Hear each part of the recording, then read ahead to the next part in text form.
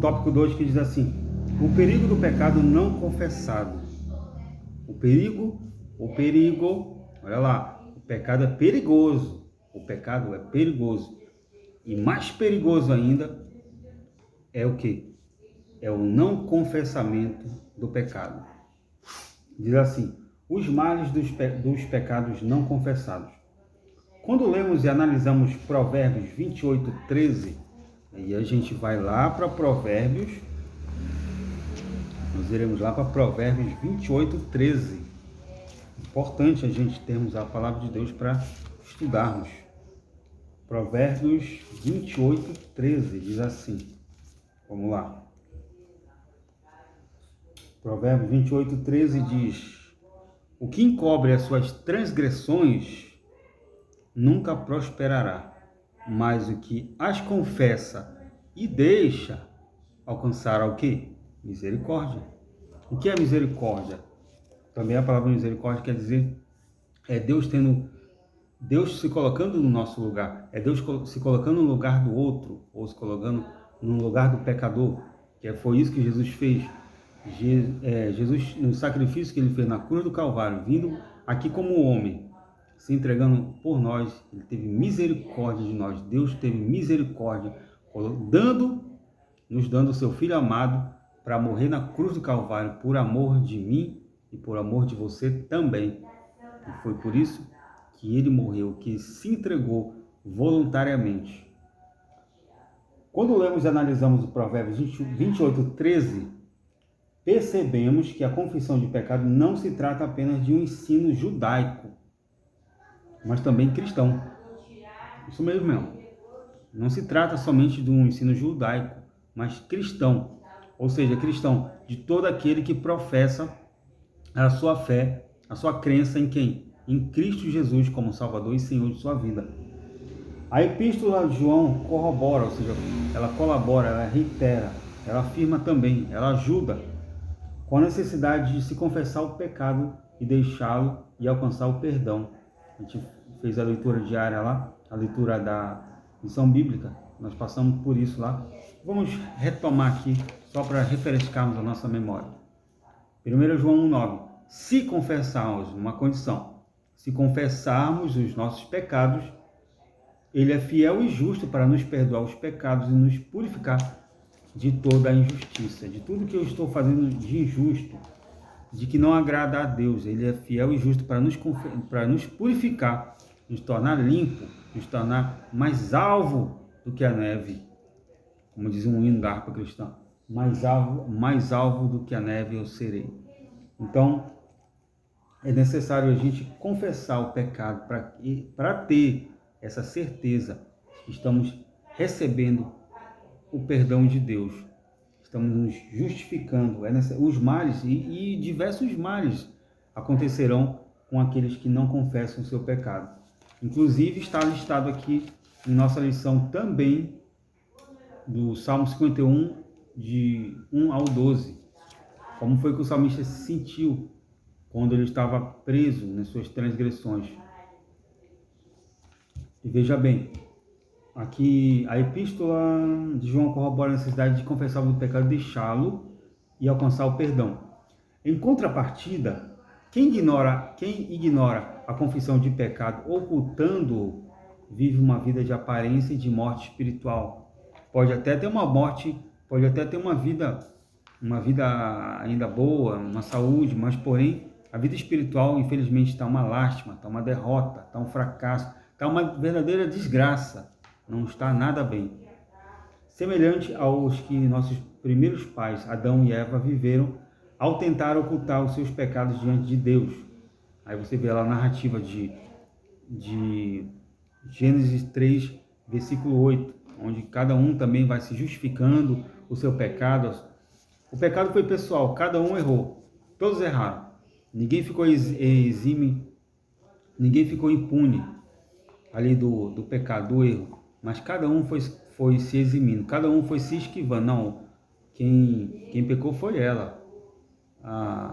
Adão falou para Deus: foi a mulher que tu me deste, foi ela que me ajudou a pecar.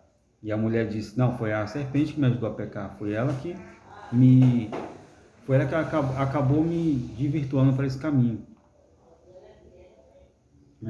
3. Bem como o rei Davi, o homem segundo o coração de Deus, que procurou ocultar do Senhor seus pecados. Então, a gente leu lá, ele começou a ocultar o seu pecado, ele começou a querer se justificar, ele quis, na verdade, ocultar um crime premeditado, que ele fez ali contra a vida de Urias, um dos seus melhores soldados, um dos melhores generais, que esteve frente ali de muitas batalhas, que deu muitas vitórias para Davi. Mas Davi ficou enamorado e apaixonado por Batseba, que acabou ficando com a mulher de Urias. Acabou se deitando e premeditou o crime de Urias, colocando ele na frente da batalha, onde ele não iria ganhar, onde ele sabia, Davi era um homem de guerra, ele sabia que não iriam conseguir ganhar essa batalha, mas mesmo assim colocou Urias ali como na frente da batalha, para justamente Urias morrer e ele ficar com a mulher de Urias. Tipo assim, não, eu não vou matar, mas o outro vai matar ele, aí ela vai ficar viúva, aí eu posso ficar com ela. Mas ele premeditou, ele sabia que ia acontecer, já tinha feito o pecado do adultério. E depois ele fez o pecado de quê? Do homicídio ali, do crime premeditado. Só que depois o profeta Natan chegou da parte de Deus e expôs o seu pecado, expôs ali o seu desvario. Ponto 2. A consequência do pecado de Adão e Eva. A realidade bíblica do pecado pode ser vista no primeiro casal, Adão e Eva, que pecou e por isso recebeu sentenças divinas. É como nós falamos anteriormente, cada um foi se esquivando, cada um foi dizendo o que sabia ali, o que iria se justificar. Porém, Deus deu a sentença para cada um deles. Olha, serpente, você, olha, tua sentença será essa e essa. Tu, mulher, tua sentença será esta e esta. E tu, homem, varão, Adão, tua sentença será esta e esta. Portanto, receberam perdão? Receberam, mas as consequências vieram. Fique bem claro isso, amados. A gente pede perdão pelos pecados. Amém? Somos perdoados, mas as consequências vêm. As consequências não vão ficar, não ficaremos impunes. Não ficaremos impunes da consequência do pecado, do que acarreta. Como diz aquele velho dito, se você não vai plantar uma semente de laranja, achando que vai colher só uma laranja num pé de laranja. Não. Se você plantar às vezes uma semente, vai colher bastante laranja. Então, o pecado tem toda uma consequência, tem consequências às vezes drásticas, o pecado que nós cometemos. Por isso, na vida de Adão e Eva, há consequências trágicas do pecado, como nós falamos agora. Tais como a alteração da condição física de ambos, entrou a morte deles, né? A transição da natureza imortal para a mortal, entrou a morte, diversas tensões no gênero humano e na natureza. Assim sabemos que as consequências do pecado de nossos primeiros pais não se limitaram a eles, mas perpassaram a todo o gênero humano e natural, como chegou para nós. Por causa de um homem, entrou o pecado. E por causa de um homem entrou o pecado, perdão. E por causa de um outro homem entrou o perdão do pecado. Por causa de Adão entrou o pecado. Por causa de Jesus entrou o perdão para o pecado. Ou seja, a solução para o pecado, a saída para o pecado. Qual é a saída? É confessar Jesus como Salvador e Senhor de sua vida e confessar os nossos pecados também como a lição. Vamos bater na tecla desta lição. Qual é a palavra-chave? Confessar. Ou seja, lançar, expor, pedir perdão pelo pecado que estamos cometendo, que estamos transgredindo a lei de Deus. Estamos cometendo algo que seja contrário à natureza dele. Seja mentira, seja adultério, seja fornicação, seja prostituição, enfim. É o que nós temos que colocar em nossa mente. jamais querer ficar se justificando, jamais querer ficar justificando o nosso erro. Não, nós não temos que justificar erro algum. Nós temos que confessar o nosso pecado, nós temos que confessar as nossas falhas, as nossas culpas e pedir o perdão e o favor dele, a graça dele, a misericórdia dele. É isso que nós temos que pensar. Ponto 3. A consequência do pecado de Davi. Como nós falamos anteriormente também. Davi ocultou. Davi pecou. Por quê? Ele tentou dar uma despertinha. Não, ninguém vai saber. Ninguém vai saber do meu pecado. Ninguém vai saber, não. Vou deixar tudo quietinho, colocar para debaixo do tapete e aí ninguém vai saber. Mas de Deus nada fica escondido. Tudo fica exposto. Tudo é latente. Tudo Deus vê de maneira aberta, não há nada escondido para ele. O rei Davi pagou um alto preço com seu pecado. A Bíblia mostra que por isso a espada não sairia da sua casa, como não saiu. A espada não, a gente fez até nessa leitura diária desses dias, a espada não saiu da casa de Davi. Você pode acessar na leitura diária, se você quiser refrescar um pouco a memória, foi da quinta-feira. Você vai ver lá que foi falado, que foi estudado na leitura diária.